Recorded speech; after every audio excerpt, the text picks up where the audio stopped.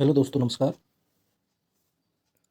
आज हम MPPSC prelims के लिए एक महत्वपूर्ण टॉपिक करने जा रहे हैं, मध्य प्रदेश की कल्याणकारी योजनाएं, जिसमें आपके लिए अभी हाल ही में जो योजनाएं शुरू हुई होंगी वो भी शामिल होंगी, और जो पुरानी योजनाएं हैं जो संचालित हैं उनको भी एमपीपीएससी पूछता है।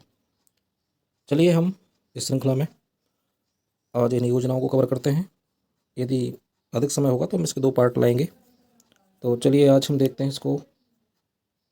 पहली योजना है, पहले देखते हैं इसमें शिक्षा संबंधी, स्वास्थ्य, गरीब रोजगार उन्मूलन के लिए, महिला सशक्तिकरण के लिए, कृषि संबंधी और अनुसूचित जाति जनजाति के लिए योजनाएं और अन्य योजनाएं भी इसमें शामिल हैं। तो पृथक पृथक करके परीक्षाधाम पुस्तक ने इसको बहुत बेहतर तरीके से सारगर्भित रूप में किया है। तो पहली योजना है मध्याह्न भोजन कार्यक्रम। तो इसका प्रारंभ कब हुआ? 1995 में। इसकी तिथि पूछी गई थी अभी। लगता है कि संभवतः प्रीलिम्स के पेपर में इसको पूछा था। तो इसकी शुरुआत हुई 1995 में। प्राथमिक स्तर पर प्रत्येक बच्चे के भोजन में 450 कैलोरी एवं 12 ग्राम प्रोटीन एवं माध्यमिक स्तर पर 700 कैलोरी एवं 20 ग्राम प्रोटीन उपलब्ध कराया जाता है। यानी कि प्राथमिक स्तर पर 450 कैलोरी एवं 12 ग्राम प्रोटीन एवं माध्यमिक स्तर पर 700 कैलोरी एवं 20 ग्राम प्रोटीन उपलब्ध कराया जाता है। विशेष क्या है, इसका नाम पीएम पोषण शक्ति निर्माण योजना कर दिया गया है। तो पीएम पोषण योजना क्योंकि ये केंद्र सरकार द्वारा संचालित योजना है, तो इसको ध्यान में रखें आप। यानी प्राथमिक और माध्यमिक स्तर पर योजना जो बच्चे पढ़ते हैं उनको विद्यालय स्तर पर यह मध्याह्न भोजन, जिसको मिड डे मील कार्यक्रम भी कहते हैं, उपलब्ध कराई जाती है, ताकि बच्चे क्या रहें, कुपोषण का शिकार ना हो। और जो शिक्षा से कुछ बच्चे वंचित रह जाते हैं क्योंकि उनके माँ बाप कहीं काम करने जाते हैं और बच्चे स्कूल नहीं आ पाते हैं, इसलिए इसको प्रारंभ किया गया था। दूसरी योजना है गांव की बेटी योजना। तो प्रारंभ इसका 2005 में हुआ। प्रत्येक गांव की 12वीं कक्षा में प्रथम श्रेणी से उत्तीर्ण छात्रा को उच्च शिक्षा हेतु 500 रुपये प्रति माह से 10 माह तक प्रतिवर्ष 5,000 रुपये की छात्रवृत्ति मिलती है। तो गांव की बेटी योजना 2005, और 5,000 रुपये इनको मिलता है जो प्रथम श्रेणी में उत्तीर्ण हो जाते हैं छात्राएं, लेकिन वो गांव की होनी चाहिए। तीसरा है आपका स्वामी विवेकानंद कैरियर योजना। तो ये भी कब शुरू होती है? 2005 में। बेरोजगार छात्रों के लिए कैरियर हेतु मार्गदर्शन उपलब्ध कराना। तो इसके लिए सन ध्यान रखने लायक है, बाकी तो इसकी योजना से ही आपको पता चल जाएगा, ठीक है ना। फिर है आपका कन्या साक्षरता प्रोत्साहन योजना। तो कन्या साक्षरता प्रोत्साहन योजना, इसका प्रारंभ कब हुआ है? 2006 में हुआ है।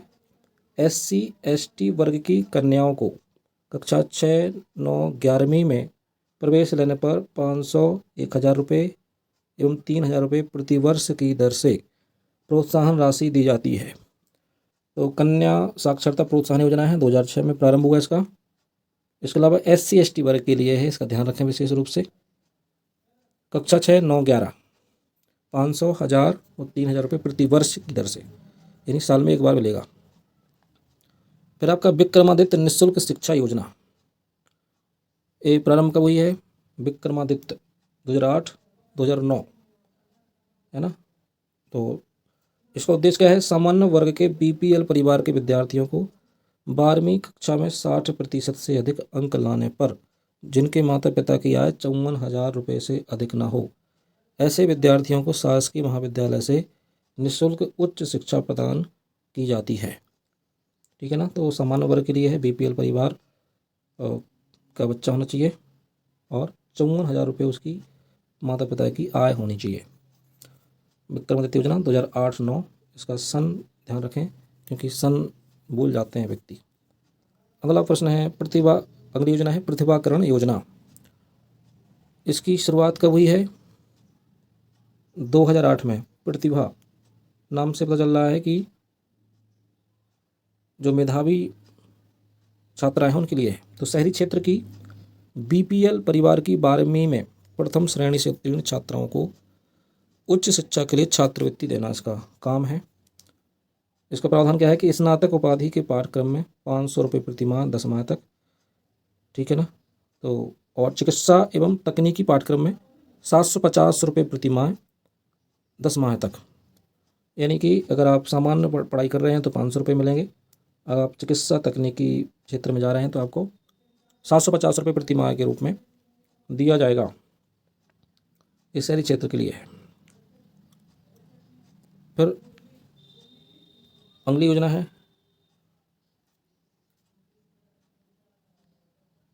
देखिए योजनाओं से क्वेश्चन हमेशा आते हैं और या उनका उद्देश्य पूछेगा या फिर उनके योजना प्रारंभ करने की समयावधि पूछेगा।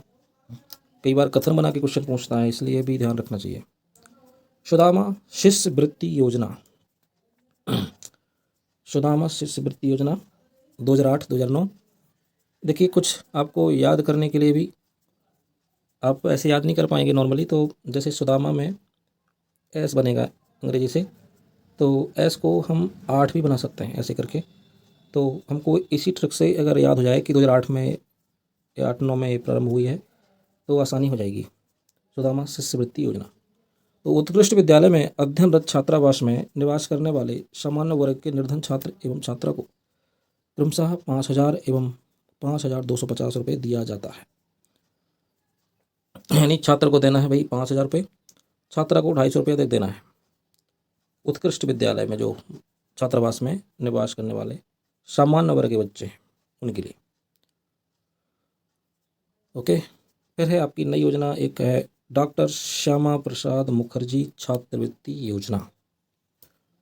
तो श्यामा प्रसाद मुखर्जी भारतीय जनता पार्टी के पहले जो पार्टी थी राष्ट्रीय जनसंघ, उसके संस्थापक रहे हैं और इसलिए उनके नाम पर ये योजना है, श्यामा प्रसाद मुखर्जी छात्रवृत्ति योजना। इसका प्रारंभ कब हो रहा है? 21 सितंबर 2010, ठीक है। 12वीं की परीक्षा में 80% और उससे अधिक अंक लाने वाले सभी वर्गों के विद्यार्थियों के लिए छात्रवृत्ति दी जाएगी। यानी 80% अंक यदि कोई बच्चा लाता है, सभी वर्गों के लिए है वो, तो उनको छात्रवृत्ति दी जाएगी। यह 2010 में प्रारंभ की गई, श्यामा प्रसाद मुखर्जी। तो आप इसको ऐसे इसका सन याद रख सकते हैं कि श्याम जी को 10 रुपये का प्रसाद चढ़ा दो, तो 2010 से आपको ये कम से कम ध्यान रहेगा। एकलव्य शिक्षा विकास योजना, एकलव्य 2010-11 में प्रारंभ हुई है, ठीक है ना। तो देखिए एकलव्य में एक पहले ही से लिखा है, तो आप थोड़ा सा दिमाग लगा के ध्यान में रख सकते हैं, ठीक है ना। जैसे श्यामा प्रसाद मुखर्जी बताया मैंने 2010 में, सुदामा छात्रवृत्ति वाला 2008 में, और एकलव्य शिक्षा विकास योजना 2010-11 से प्रारंभ है। प्रदेश के तेंदुपत्ता संग्राहकों के मेधावी छात्रों को कक्षा 9वीं 10वीं के छात्रों को 1,200 रुपये, 11वीं व 12वीं के छात्रों को 1,500 रुपये और गैर तकनीकी स्नातक छात्रों को 2,000 रुपये 20,000 रुपये सॉरी, और तकनीकी स्नातक छात्रों को 50,000 रुपये छात्रवृत्ति देना है। यानी कि 9वीं 10वीं के छात्रों को 12,000 रुपये, फिर 11वीं 12वीं के लिए 15,000 रुपये, गैर तकनीकी स्नातक छात्रों को 2,000 रुपये और तकनीकी स्नातक छात्रों को 50,000 रुपये की छात्रवृत्ति देना है ना। तो बढ़िया योजना है। तेंदुपत्ता जो संग्रह करते हैं उनके लिए योजना है, 2010-11 चलाई गई है। 12,000, 15,000, 20,000 और 50,000। आकांक्षा योजना, एक क्वेश्चन पूछा जा चुका है पहले भी। आकांक्षा योजना को आदिम जाति कल्याण विभाग को सौंपा गया है, ये भी ध्यान रखना है किस विभाग की योजना है। इस योजना में अनुसूचित जनजाति के छात्रों को सरकारी परीक्षाओं की तैयारी करवाने का लक्ष्य रखा गया है। अनुसूचित जनजाति यानी एसटी वर्ग के लिए। स्मार्टफोन वितरण योजना, तो स्मार्टफोन वितरण 2017 से प्रारंभ हुआ था। यह योजना सभी वर्गों SC ST OBC सामान्य वर्ग के विद्यार्थियों के लिए बनाई गई है। इसका सन महत्वपूर्ण रखना है, सभी वर्गों के लिए इसका भी ध्यान रखना है। 2017 में प्रारंभ हुई है और सभी वर्गों को मोबाइल वितरण करना है, कॉलेज स्तर पर होता है जहाँ तक मुझे लगता है। डॉक्टर भीमराव अंबेडकर योजना, डॉक्टर भीमराव अंबेडकर मेधावी विद्यार्थी योजना। अंबेडकर, तो अंबेडकर जी ने सबको एक साथ लाने का प्रयास किया संविधान के माध्यम से, तो 2007 में इसको प्रारंभ किया है मेधावी विद्यार्थी योजना। अनुसूचित जाति के छात्र छात्राओं को कक्षा 10वीं एवं 12वीं परीक्षा में प्रदेश में टॉप करने पर क्रमशः 20,000 एवं 30,000 की राशि प्रदान की जाती है। एससी वर्ग के छात्रों के लिए है 10वीं में 20,000 मिलेंगे, 12वीं में 30,000 की राशि, जो प्रदेश में टॉप करेगा एससी वर्ग का छात्र। ओके, यहाँ पे कार्टून बना है, उसमें लिखा कि आत्मनिर्भरता का रोड मैप जारी करने वाला देश का पहला राज्य मध्य प्रदेश है। फिर आपकी दीनदयाल अंत्योदय उपचार योजना, एक प्रारंभ हुई है। स्वास्थ्य से संबंधी कुछ योजनाएं हैं, उनको भी देख लेते हैं। दीनदयाल अंत्योदय उपचार योजना, तो ये 25 सितंबर 2004 को ये प्रारंभ हुई थी। तो उपचार से 2004 याद हो जाएगा आपको। बीपीएल SC ST के लिए, तो दीनदयाल अंत्योदय उपचार योजना प्रारंभ 2004 में हुई है। बीपीएल SC ST के लिए शासकीय विद्यालयों में 30,000 रुपये तक का प्रतिवर्ष इलाज निःशुल्क करना इसका उद्देश्य है। तो इसकी राशि ध्यान रखना कि 30,000 रुपये तक का प्रतिवर्ष इलाज होता है। जननी सुरक्षा योजना,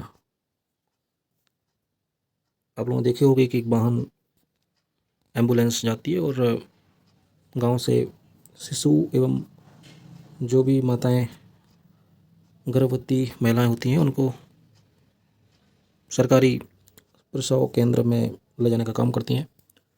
तो इसकी योजना का प्रारंभ कब हुआ है? जननी सुरक्षा योजना 12 अप्रैल 2005। ओके, 12 अप्रैल 2005। प्रदेश में शिशु एवं मातृ मृत्यु दर में कमी लाने हेतु संस्थागत प्रसव को बढ़ावा देना, यानी कि जो शिशु या जो गर्भवती महिलाएं हैं उनकी डेथ ना हो, उनको समय से पहले अस्पताल में ले जाना और सरकारी डॉक्टरों की देखरेख में उनका प्रसव हो, इसका उद्देश्य है इनका।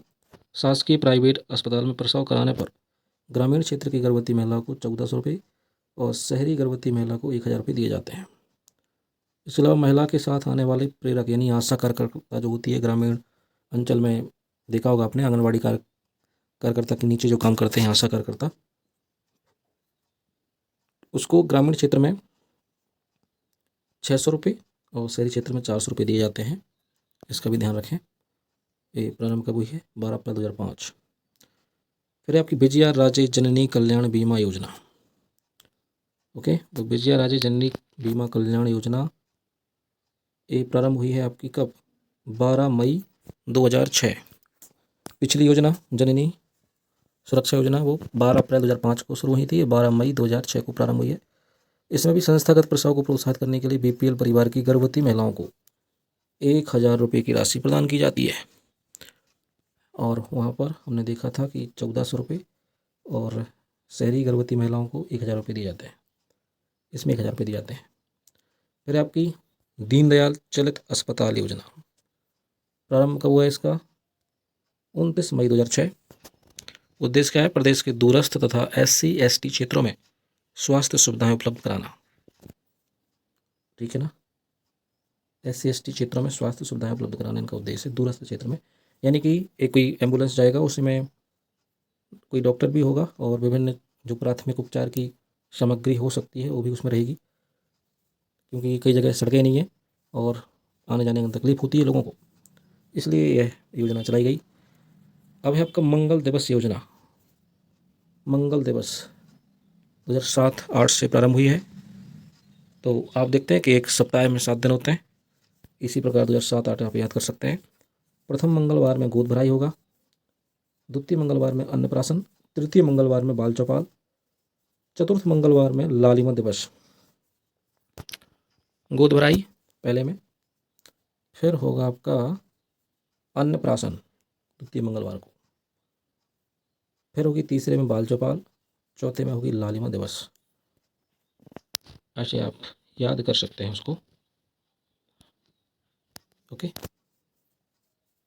इसमें कुछ विशेष भी है। क्या विशेष? प्रत्येक 3 माह के 5वें मंगलवार को सुपोषण दिवस के रूप में मनाया जाता है ना। प्रत्येक 3 माह के 5वें मंगलवार को, प्रत्येक 3 माह के, ये तो अजीब टाइप से, या तीसरे माह के 5वें मंगलवार को, ऐसा कुछ होगा। फिर आपके लिए मुख्यमंत्री बाल हृदय उपचार योजना काफ़ी महत्वपूर्ण है। इसमें प्रारंभ कब हो रहा? जुलाई 2011 में बाल हृदय उपचार योजना का। प्रदेश के हृदय रोग से पीड़ित बच्चों का निःशुल्क उपचार इनका उपलब्ध कराना है। जो हृदय रोग से पीड़ित हैं, 2011 जुलाई से इसको प्रारंभ किया गया है। अब आगे देखते हैं इसमें सरदार वल्लभ भाई पटेल निःशुल्क औषधि वितरण योजना। तो जो भी सरकारी अस्पताल में दवाइयाँ मिलती हैं, उसके लिए जो वितरण योजना है, उसी का नाम ही है सरदार वल्लभ भाई पटेल निःशुल्क औषधि वितरण योजना। प्रारंभ कब हुआ इसका? 17 नवंबर 2012 जबलपुर के सेठ गोविंददास अस्पताल से इसको प्रारंभ किया गया है। 2012 में इसको ध्यान रखेंगे, सरदार वल्लभ भाई पटेल। ओके।